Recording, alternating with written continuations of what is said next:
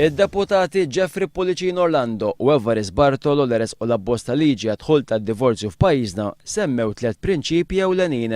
Iddefendew il-kunċett ta' no-fault divorce biex naqsu l-ġid bejn il-koppji u l-użu ta' tfal fit-tilwim li d-divorzju jingħata wara 4 snin separazzjoni jew li jkunu jgħixu mhux flimkien waqt li għandu jingħata manteniment tan-nies milquta. Sa dan it-tant fil-Parlament Evarist Bartolo ħabbar li n-nefqa tal-Moviment Iva fil-kampanja referendarja kienet laħħaq 30,000 euro, jiġifieri il-Moviment Le nefaq 8 darbiet iżjed mill-Moviment Iva. Bartolo qal il-maġġoranza li vvotat favur id-dritt ċivili tad-divorzju m'għandix bżonn id-divorzju hija stess, iżda vvotat b'solidarjetà ma' dawk li għandhom bżonnu. Għall-rata ta' tkissir ta' żwieġ f'pajjiżna diġà laħqet il-medja Ewropea u għalhekk kellna bżonn ngħinu l dawk li qed isibu ruhom fil-problemi li jiġi minn żwieġ imkisser u jixtiequ jibdew ħajja ġdida.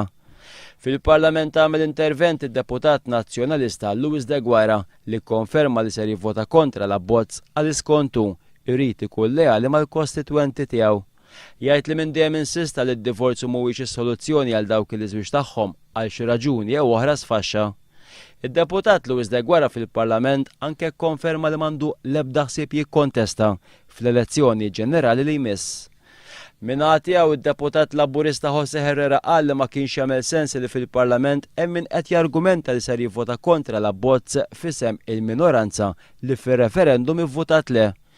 Herrera jgħid li l-membri parlamentari huma fid-dmir li jivvutaw skont ir-rieda tal-maġġoranza u din mhix kwistjoni ta' kuxjenza la darba l-Parlament ħalla fidejn il-poplu biex jiddeċiedi.